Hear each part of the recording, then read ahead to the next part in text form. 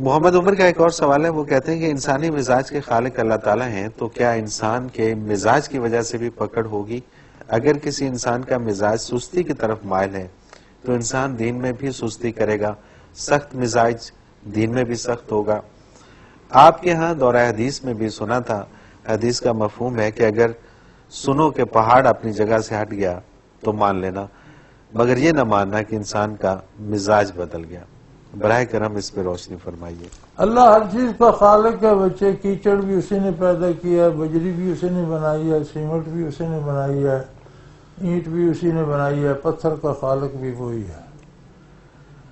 اب اس نے اختیار دے دیا ہے کہ اپنی عمارت اینٹ کی بنا کر سیمنٹ سے پلستر کر کے روغن لگانا چاہتے ہو، یا کیچڑ کی دیوار بنا کر دھوپ میں سکھا کر جھونپڑی بنانا چاہتے ہو۔ بالکل ٹھیک ہے۔ مارکیٹ حاضر ہے، اشیاء موجود ہیں، جو چاہو بنا لو۔ بنانی آپ نے۔ صحیح، شریعت کی بھٹی میں جس چیز کو ڈالو کندن بن جاتی۔ ٹھیک ہے۔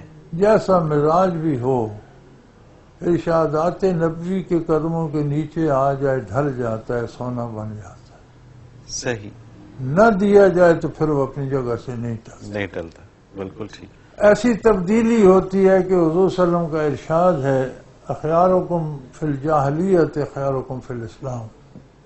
کفر اور جاہلیت میں تو میں جو بہتر تھے وہ اسلام میں بھی بہتر ہے۔ بالکل ٹھیک، کہ بالکل وہی مزاج جس میں شدت کفر کی طرف تھی، جب اس نے کلمہ پڑھا تو اسلام میں اس میں اتنی زیادہ محنت کرنے کی اور زیادہ شدت کی عادت آ گئی۔ بالکل ٹھیک۔ تو بھئی وہ تو معاملہ ہی اور ہے۔ بات سے یہ ہے کہ اگر انسان کا مزاج خود انسان کے بس میں ہے تو پھر نہیں بدل سکتا۔ صحیح ہے، اگر اسے شریعت کی بھٹی میں ڈال دے گا تو پھر بدل تو جائے پھر گا۔ تبدیلی یہ آئے گی کہ جتنی شدت اس میں برائی کرنے میں تھی اتنی شدت نیکی کرنے میں آ نیکی جائے کرنے میں آ جائے گی۔ سبحان اللہ، تو بالکل ٹھیک۔ اتنا جیت جائے گا۔ صحیح، صحیح، مطلب شدت پسند تو رہے گا، ہاں مزاج تو اس کا ویسا ہے، رہے گا، لیکن وہ نیکی پازیٹیو پازیٹیو ہو جائے۔ بالکل